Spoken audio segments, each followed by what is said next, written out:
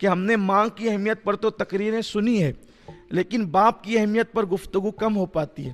سب سے پہلی بات تو یہ ہے کہ ماں کا رشتہ بہت مقدس ہے، لیکن پورے قرآن میں اللہ نے ماں کی قسم نہیں یاد فرمائی، اللہ نے قرآن میں باپ کی قسم یاد فرمائی۔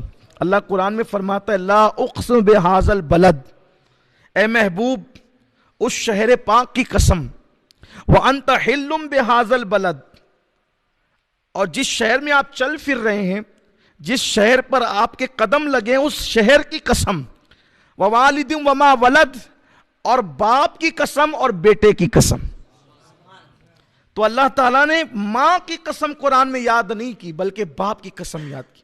اسی لیے فقہا فرماتے ہیں کہ ماں پر افضلیت باپ کو ہے۔ حق کے معاملے میں ماں آگے ہیں، جیسا کہ حدیث پاک میں آتا ہے کہ میرے آقا علیہ السلام سے کسی نے پوچھا یا رسول اللہ سب سے زیادہ مجھ پر کس کا حق ہے؟ فرمایا تیری ماں کا۔ پھر کس کا ہے؟ کہا تیری ماں کا۔ پھر کہا کس کا ہے؟ کہا تیری ماں کا۔ کہا پھر اس کے بعد کس کا؟ کہا تیرے باپ کا۔ حق کے معاملے میں ماں آگے ہیں اور افضلیت کے معاملے میں باپ آگے ہیں۔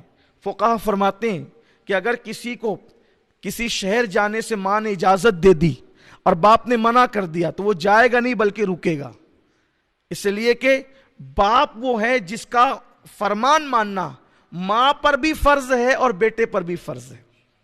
جیسے کہ بیوی شوہر کی اجازت کے بغیر باہر نہیں جا سکتی، تو چونکہ وہ ماں ہے بیٹے کی تو یہ افضلیت ہے باپ کے لیے۔ بلکہ حدیث پاک میں یہاں تک آتا ہے کہ اگر بیٹا نفلی حج کے لیے جائے یا سفر تجارت کے لیے جائے اور باپ کہہ دے تجھے نفلی حج نہیں کرنا، تو اس کے لیے فرض ہے کہ وہ نفلی حج نہ کرے۔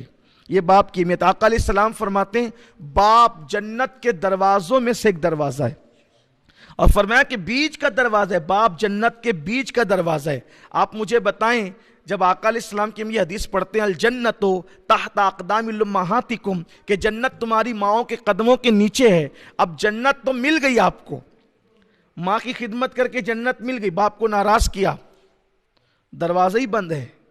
مکان کے مالک تو ہو گئے لیکن دروازہ بند ہے، تو جنت میں جائیں گے کیسے؟ دیکھو میرے نبی کی حکمتوں پہ قربان، ماں کے قدموں کے نیچے جنت بتا دی، لیکن پورا کریڈٹ جو ہے پورا صحرا باپ کے سر باندھ دیا کہ ماں کی خدمت کرنے پر جنت ملنی ہے، لیکن اس وقت تک دروازہ کھلے گا نہیں جب تک کہ باپ راضی نہیں ہوگا۔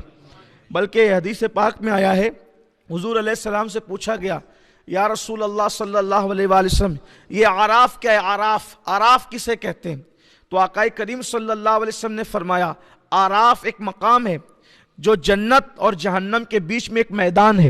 عراف جنت اور جہنم کے بیچ میں ایک میدان ہے۔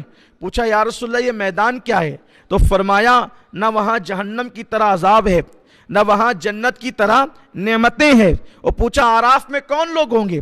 عراف میں کون لوگ ہوں گے؟ تو میرے آقا علیہ السلام نے فرمایا جن لوگوں نے باپ کے حکم کی نافرمانی کرتے ہوئے اللہ کی راہ میں جہاد کیا تھا۔ باپ نے منع کیا جہاد کے لیے مت جا، باپ نے منع کیا جہاد کے لیے مت جا، اور وہ جہاد کے لیے گیا اور پھر اللہ کی راہ میں شہید ہو گیا، اور اللہ کی راہ میں شہید ہوا تو قرآن نے اس کے بارے میں کیا کہا؟ وَمَا تَقُولُوا لِمَنْ يُقْتَلُ فِي سَبِيلِ اللَّهِ أَمْوَاتٌ بَلْ أَحْيَاءٌ وَلَكِنْ لَا تَشْعُرُونَ۔ جو اللہ کی راہ میں مارے جائیں انہیں مردہ مت کہو، وہ زندہ ہیں۔ یہ اس کو مرسم ملا، وہی مقام ملا، وہ شہید کہلایا۔ لیکن میرے آقا فرماتے ہیں چونکہ باپ کی نافرمانی کرتے ہوئے گیا تھا اس لیے شہید ہو کر بھی اس کو جنت نہیں ملے گی۔ وہ جنت اور جہنم کے درمیان ایک مقام ہے جس کو مقام عراف کہا جاتا ہے، وہاں رکھا جائے گا۔ اگر ایک گھر میں باپ بیٹے رہتے ہوں، ایک گھر میں باپ بیٹے، تو کم سے کم بیٹے پر اتنا ضروری ہے کہ صبح کی پہلی ملاقات میں باپ کے لیے اٹھ کر کے کھڑا ہو جائے، یعنی بیٹھے بیٹھے باپ سے نہیں مل سکتا۔ ماں یا باپ سے پہلی ملاقات میں ہر دن اگر ایک گھر میں رہتے ہوں تو، اور اگر گھر الگ الگ ہوں تو جب ملے باپ کے استقبال کے لیے کھڑا ہو۔